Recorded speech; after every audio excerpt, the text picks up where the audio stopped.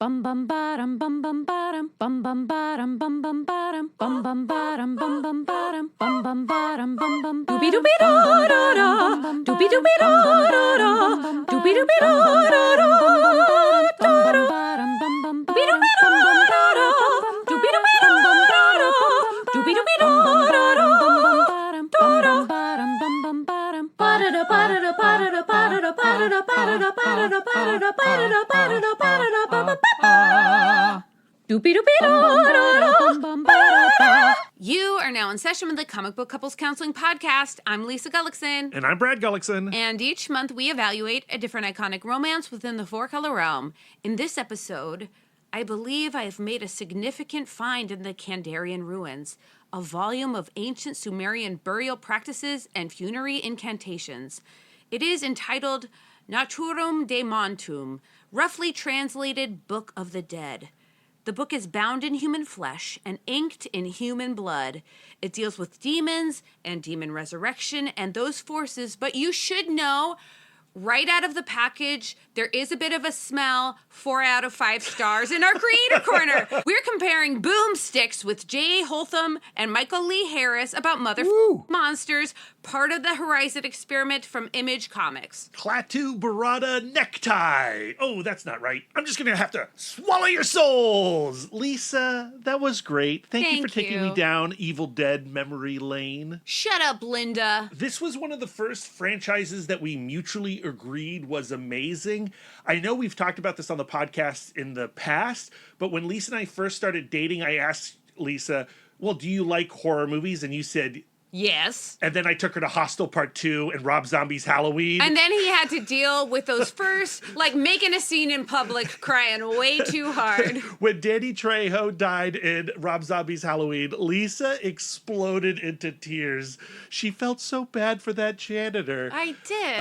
And then I discovered that, okay, Lisa has a limit to the types of horror films that I can take her to. No torture porn for me. But I know that's a hot take. You had seen the Evil Dead movies before me. I had seen Evil Dead 2. Okay. And the entire reason I watched it was because one of my favorite movies was and is High Fidelity.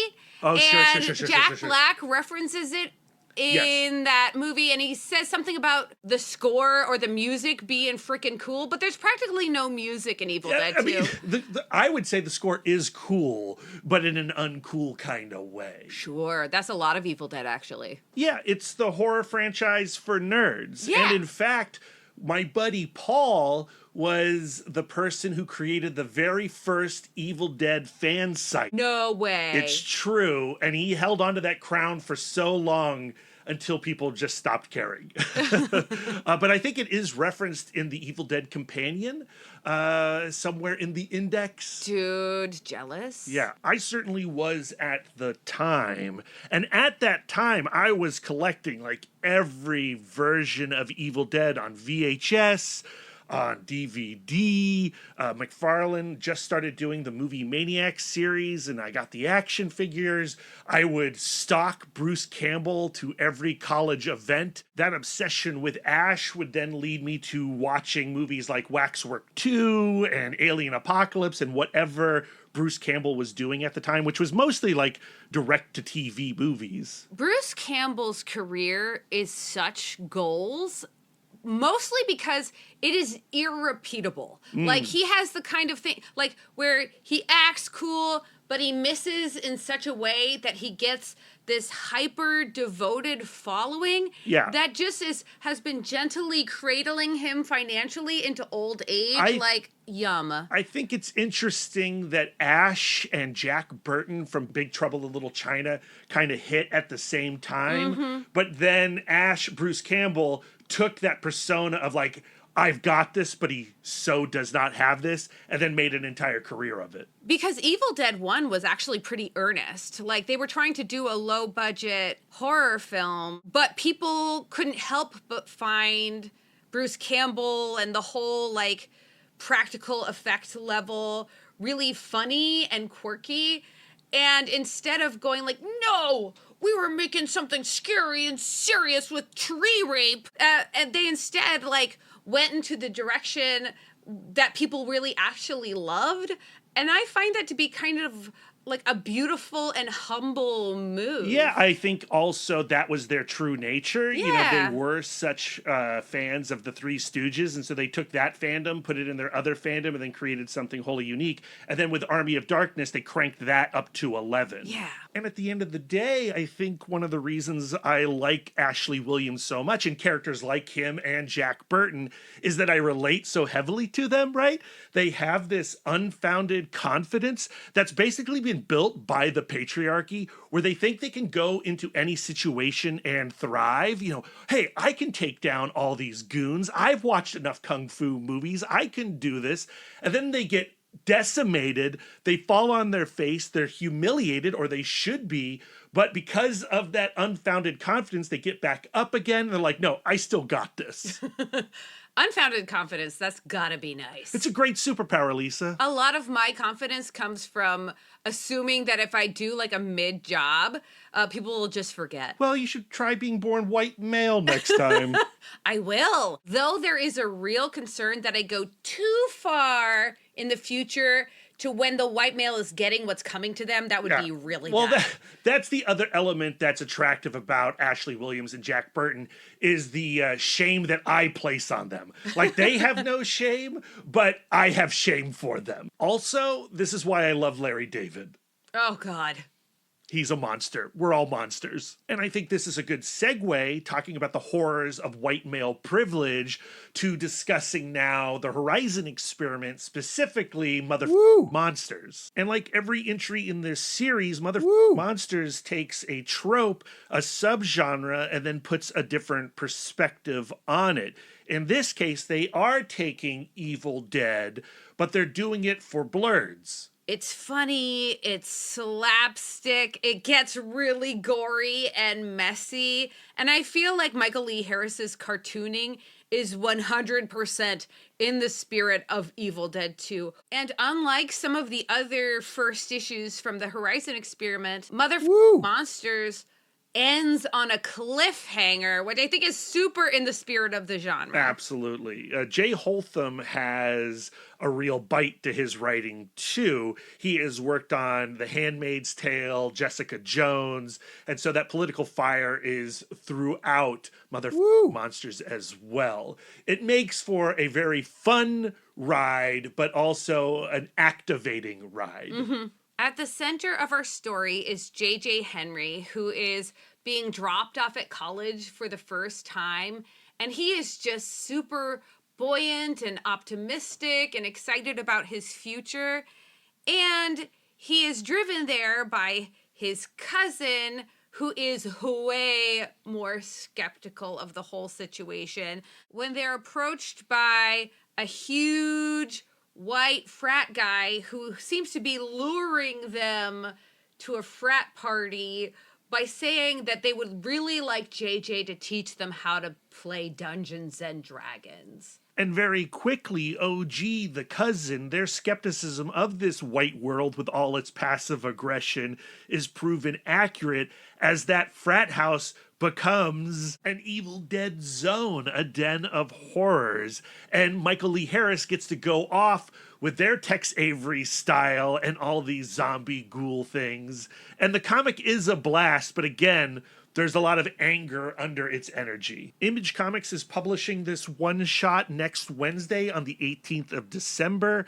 And like all the Horizon Experiment stories, if you want more of this one, you need to come out and show up for this one. One of the things I find the most fascinating and the most fun about the Horizon Experiment is there is no cohesion from first issue to first issue. They're being released as this kind of like set or suite of comics, but they are so very different. Yeah, and you can also order the trade paperback that will collect all the Horizon Experiment issues right now.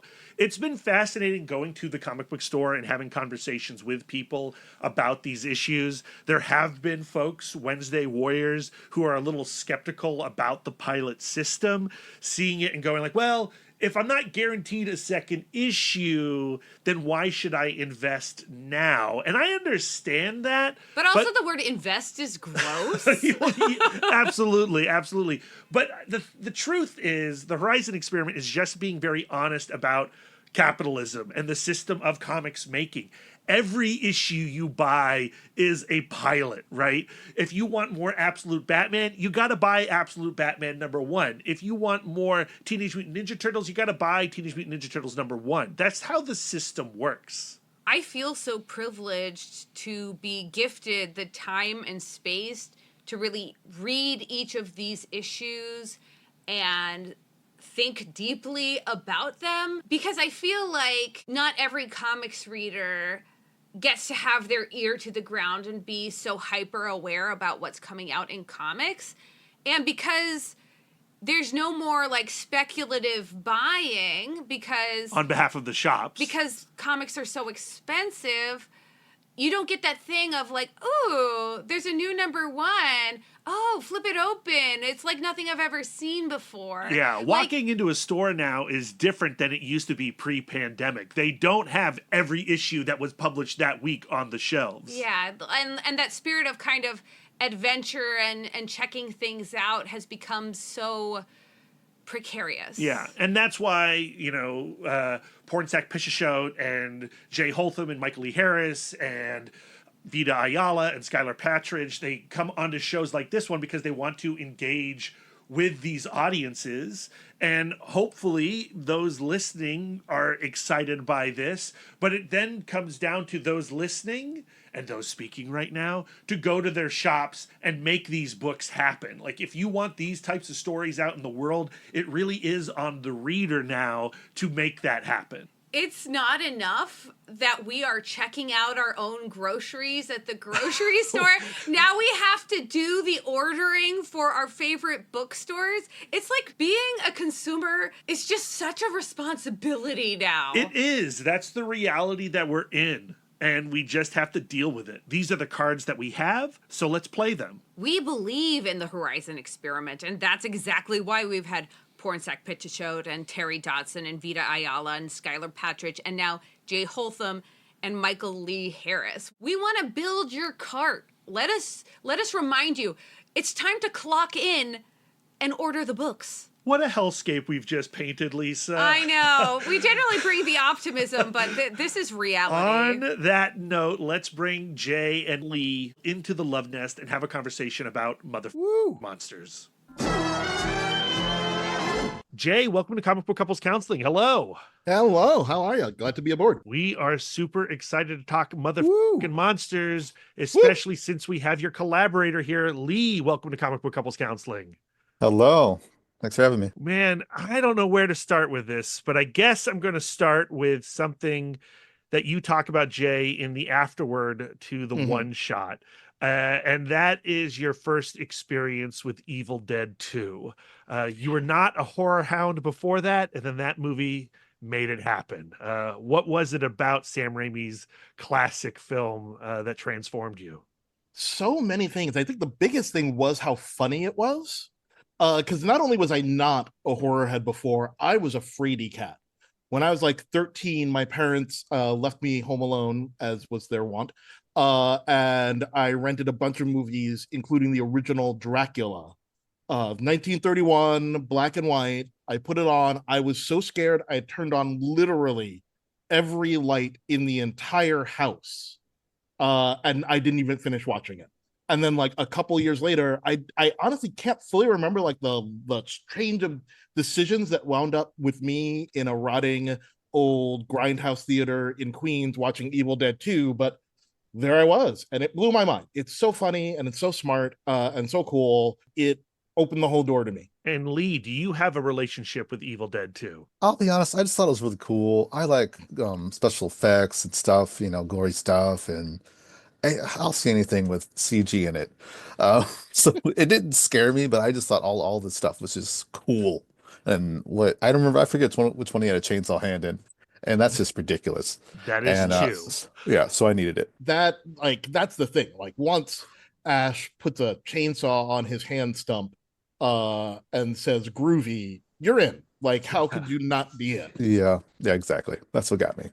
We're so excited about the Horizon experiment and the idea of taking universally known tropes or genres and then telling them from the perspective of people of color. How do you get to the core of the thing where you go like, okay, for it to be horror in the spirit we want to present it, it has to have this, this, and this, but these dials we can play with a little bit. I mean, for me, diving in, it was okay. So it's Evil Dead. So we're going to need an evil book.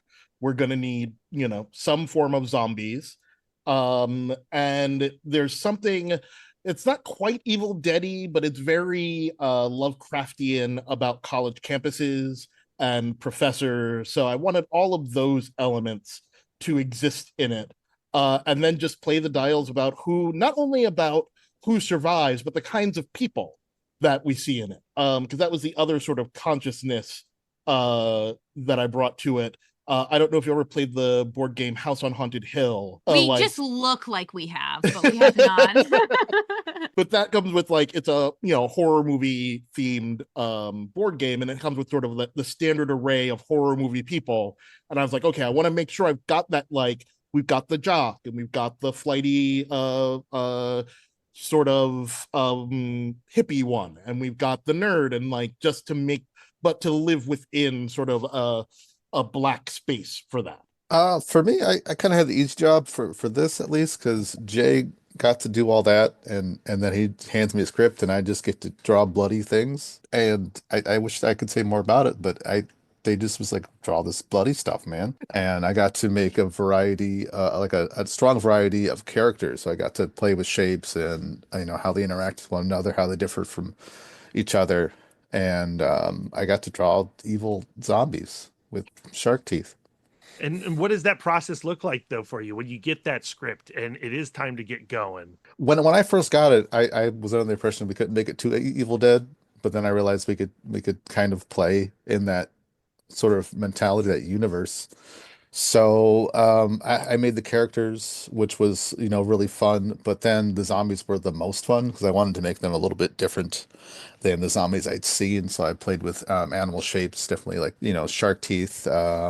And what would since this was kind of Lovecraftian, I wanted to go with something a little bit different than just a regular rotting zombie. I always find it interesting when people use cinematic references for comics, because then you have to discern like, okay, what is a cinematic thing that translates to comics and what can you not do from cinema to comics? Yeah, there's it's really hard to decide that, but unfortunately I was able to figure out what I needed to do. So I was happy about that. And as a writer, I mean, it is the staticness of the frame and the sort of sequential. So there are some things you can steal, like long pans, like the Wes Anderson style pan. You can kind of recreate, and can do things with sort of time lapse through things. And I'm always trying to do those things to make it visually interesting, and also coming from a screenwriting background or a screenwriting place, just trying to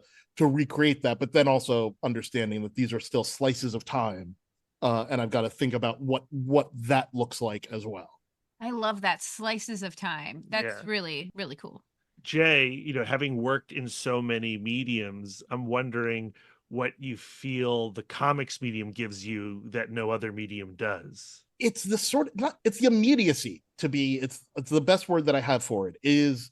Whenever I think about it, there's a forward to, I think it's The Kindly Ones, Sandman, The Kindly Ones, where whoever wrote the forward talks about when you're looking at the panel where Dream is upset, like that's the thing.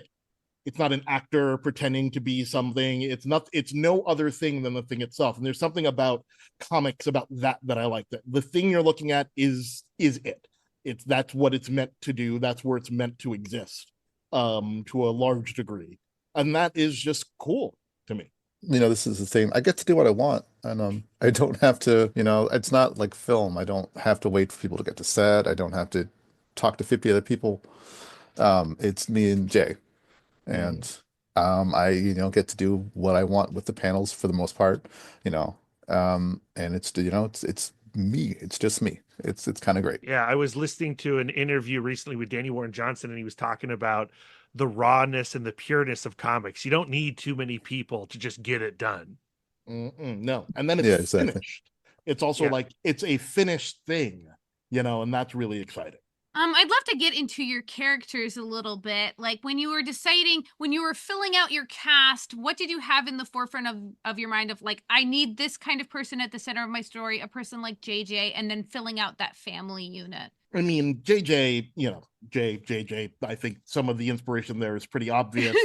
And definitely, like I said, wanting to keep a sort of black nerd right at the core of it and capturing that experience. And then when I was thinking primarily of the tropes and trying to think like, okay, what is the sort of modern black 2020 version of a jock? And I wanted to make that something interesting, and that's how I landed on OG as his cousin and as the jock, and looked at a lot of pictures of WNBA players and like Brittany Grenier, just to sort of get my brain wrapped around what that looks like and how that person would move in the world. And so it was sort of starting from there and sort of spiraling out from like, okay, we've got JJ, then who do I want to have around him? Who's going to survive this? And then what is the least sort of expected twist on that character? What I like to do is just do like a bunch of head shots and a bunch of body shots. And I did as many as I could, and I sent them to the team. And they picked him out. We tweaked him a little bit. I think I originally made JJ far nerdier than than was desired. So I had to pull back on that a little bit. But we all worked it out together, and I'm happy with everything. JJ does have kind of like that nerdy vibe that's definitely there. But to me, what draws me in about him as a character is that he doesn't want to think bad about people. He doesn't want to do the thing where like he's not comfortable being suspicious of people, which of course puts him right in the center of the action when it comes to horror. But like that's a fine line to play, right? Because you don't want your protagonist to seem too naive. No, but I mean, you want him to seem optimistic, and it's the beginning of the story. You want him to be sort of open to the world. I'm sure, should we get to continue 5 years from now, that JJ will not be as naive. He will be much more covered in zombie blood, and things like that. So that was just the starting place for me of just wanting to have a character who's just open to things and open to the world, And then of course that's kind of grounded then by OG, who is way more skeptical. Yeah, I mean that whole dynamic is very much drawn from me and several family members who are much more skeptical, much more jaded, and are always trying to tell me, about them white devils. And not that they are wrong, it's just not how I move through the world. The comic opens up with a extremely intense sequence that attacks a racist cliche that occurs often in horror films, the black character dying first, but then like dials it up even more by making it somehow even more racist by having this frat bro call out that cliche while he's murdering this kid. And when I read that sequence, I went, "Oh, we're doing this." Can you talk about that opening sequence? Yeah, I mean that is exactly the vibe that I was going for, and exactly that sort of like flip and also resolution of the classic trope, and just again talking about those things that you need to make it a horror story, to make it feel like a horror story. It's like, okay, we need that. And then how to make a joke out of it, how to make it funny, and also how to let everyone know like this is what you're in for. I think there might have been an early draft of the script where there wasn't any blood on like until like the 5th page or whatever, or 6th page. I was like, nope, we need to get that sooner. We need to get in there and let people know what's going on. I was excited to draw this because I like drawing regular, like unassuming people. I like and I wanted to make this guy just a regular old average dude, just trying to do his job. And of course he gets murdered, and that's That's one of my favorite things to do is to it's the opening and you don't know what to expect, so you're not quite sure he's gonna get murdered. And being two black creators, you kind of think that maybe he won't get murdered, but he Yeah. does get murdered. Yeah. Spoilers. So so that made me really happy to play with, to play with the spookiness of it, to the creepiness of it, and things like that. Well, when you look at the log line for Woo. Motherfuckers and it's, Evil Dead for Blerds, you get this like, oh, it's going to be fun. But that again, that opening page is it's also real. Yeah. Yeah. It had to be. It needed to be real. I mean, that's in some ways also the point of doing this. In my experience, there are a lot of things that try to be sort of colorblind, but end up just writing white people with various shades thrown on top of them and trying to avoid the concept and the conversation about race entirely. And like, I don't want to do that. Like that is at the heart of the thing. That's the thing that we're talking about. And so I definitely wanted to make sure that also was clear early on, that we're not just going to pretend like it doesn't exist. And I don't want to spoil the last page of this comic, but the way that you go from that scene to, the roller coaster ride of the middle, and then you end on a page that is also very real, Mm-hmm. that is, playing in a world or in a scene that's as scary as the first one. Mm-hmm. Exactly. And like, that's where it needed to go. It needed to end there. It's not to give, I'm trying to avoid spoilers, but anyone who's seen Get Out, like, that ending was a big inspiration. Jordan Peele is a huge inspiration, and just wanting to take it further, and take it as seriously as possible, and just say like, okay, this is what this book will be also going forward. This is what it's about, and not shying away from that as much as I can't talk about it right now. We've talked a lot about the mission of the Horizon experiment. Do you feel extra pressure writing on this first issue because that it depends on the people coming to the comic book stand, or the people who are sitting at their tablet ready to go buy that comic? Does that change the pressure of this first issue for you? Not for me, not really, because it's one that's always the problem. That's always like, Mm-hmm. the pressure is like, is anyone actually going to read this, no matter what it is? I mean, unless you're, I don't know, writing a Batman comic, like literally everyone else, it's like, is anyone going to read and enjoy this? So that's always sort of present. I hope, I think people will enjoy it, and that's the thing that I always lean on, is like, just make the work good. If the work is good, people are going to find it, people are going to talk about it, people are going to realize it's there. And I just hope we get to make more of it, because people realize quickly. For me, because I'm an artist, I'm a visual artist. I'm used to just staying in the dungeon and you know drawing. The hard part for me is now, just like waiting for it to come Yeah. out. Talking on podcasts, which I don't normally do, and doing all the promotional stuff. That's all new to me. I mean, it's great. I love doing new things, but it's kind of like, oh, I have people do this too. Okay. Well, we appreciate you being part of the system of promotional. Getting to have this kind of conversation with creators is always super special and super cool to us. How long have you both been living with this story? We finished it over a year ago. Mm-hmm. We Wow. finished over a year ago. I started the very beginning with Pornsack maybe a year before that.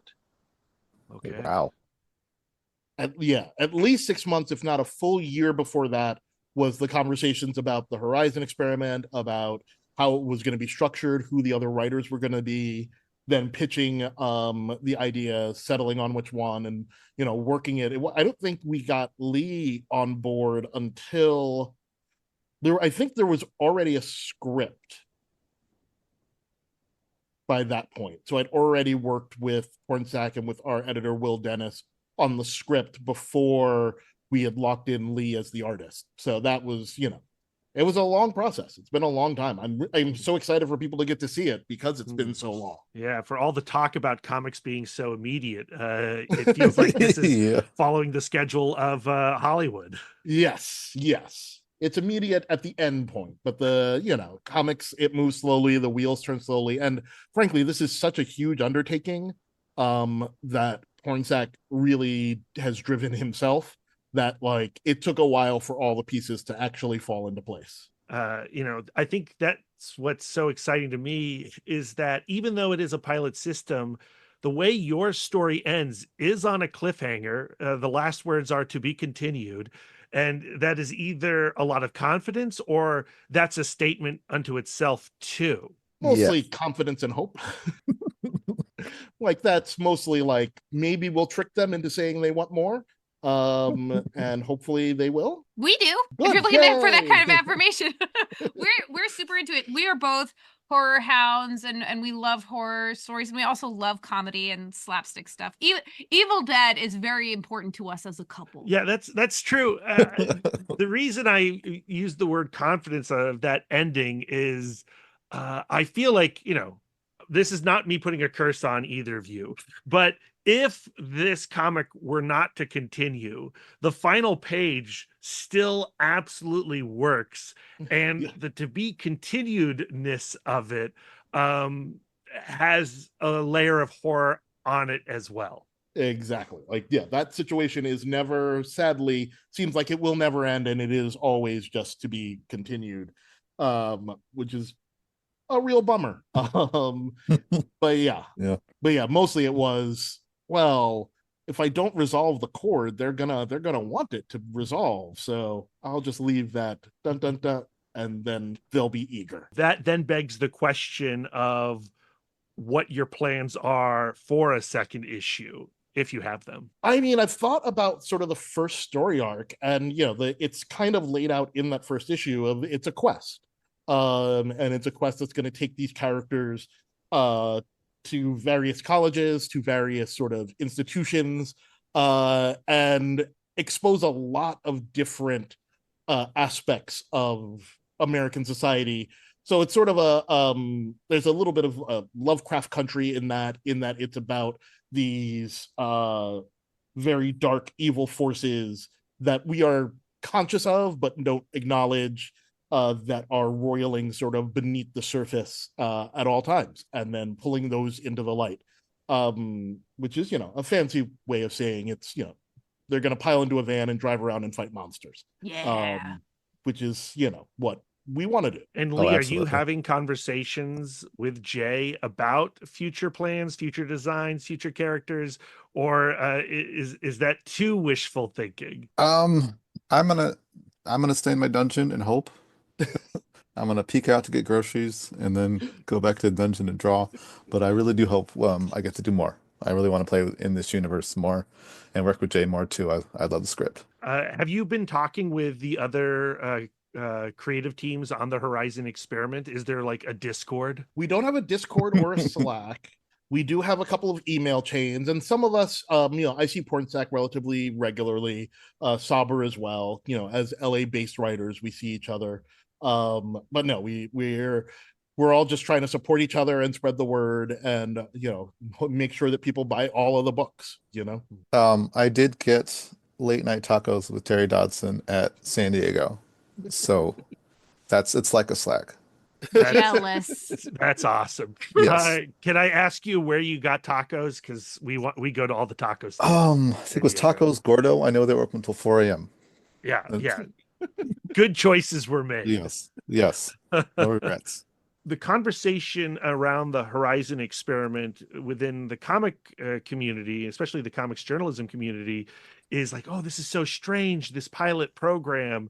But I would beg to differ. It really isn't that different than any other Image comic series that launches with hopes of 50 issues and gets, 5 issues. It's how capitalism works. Right. We're all subscribed, unfortunately. Yeah. And we know, when Pornsack began all this, he was aware that people have done this before, and there have been successes. I mean, they're now making a TV show out of the Beauty, and that came out of a pilot season kind of situation. It's just right now it's so hard to launch a book as a creator. It's just the barriers are really high, and this felt like a less pressure filled way to get really new creators and different creators into the space, get people talking about it, get people seeing the work, in the hopes that the all one in the hopes that the books will continue, and then two to some degree in the hopes that everyone else will continue making comics and sequential art and get hired and noticed by other people. And I think like packaging it as a pilot program idea where we are trying to uplift minority voices and, the voices of people of color, like it really calls on people to like really check it out and go like, if you stand by uplifting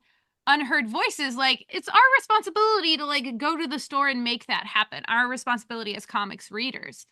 Exactly that. And I think the comics reading community and the comics loving community in general is wants more of these kinds of stories and wants more diversity and more books. And there are diverse audiences that don't even necessarily think of themselves as comic book people that I'm really hoping we can draw in and connect with, just because I feel like the field needs it.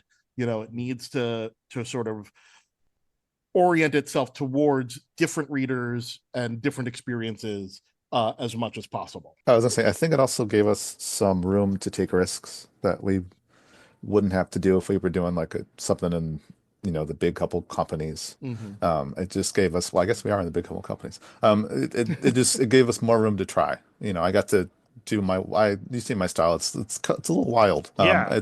I did a Captain America book and they asked me to tone down some things. Ooh. Yeah. Yeah. I turned it from 11 to like 4. Oh.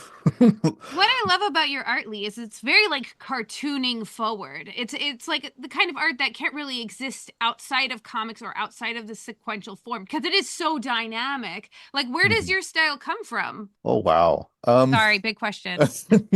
No, I used to draw far more straightforward, and I just experimented with cartooning and just all forms of cartooning, like even like what is Roadrunner, Bugs Bunny, all that Warner Brothers stuff. Yeah, Chuck Um, Jones, Tex Avery, Chuck those Jones, guys. Tech Avery. yeah, even anime, just modern day cartooning. Anybody who was doing anything that was far away from a regular person, like a regular ass dude, I kind of stole from them and just put it all together.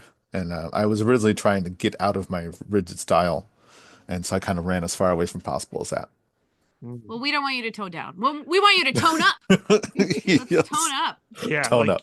I can't really imagine a book like this looking like this coming from DC or Marvel. They certainly wouldn't call it Motherfucking Monsters. No, No, they they would would not.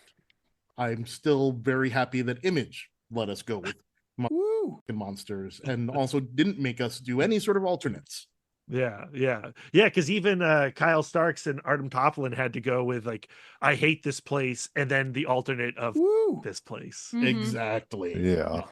But I really do actively see the face of comic books and comic book readers changing because literally you go to your big box, you go to Barnes and Noble. I guess Barnes and Noble is now the smaller company. Like You Got Mail Yeah. would be different today. Yes. But Yeah. like you go to Barnes and Noble, you go to every section and there is a comic in that section. And I bet you there are lots of comic readers who don't even think of themselves as comics readers because they don't go to the comic book store.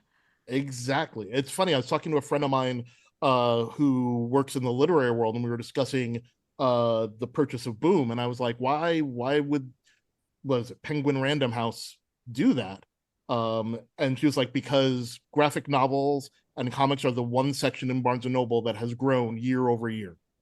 Yeah. I was like, yep, there is a huge reading audience, and we just have to figure out how to to reach them and try to get more of them into the comic book shop so they stay alive. So Lee, when you're in your dungeon toiling away, are you feeling hopeful about this medium that you're contributing to? Oh yeah, I'm having a lot of fun. I'm a stay-at-home dad, so I take care of my daughter most mornings. So that's the bright part of the dungeon. But I'm working on a few things right now. Stuff that's a lot less bloody. I'm a little sad, but I'm gonna get over it.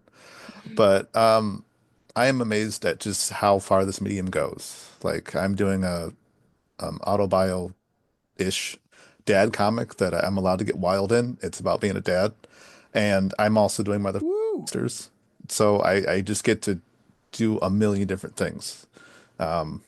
And I can't imagine another medium where like one person gets to do that. And Jay, dipping into comics, uh, do you see a long future in this medium for you?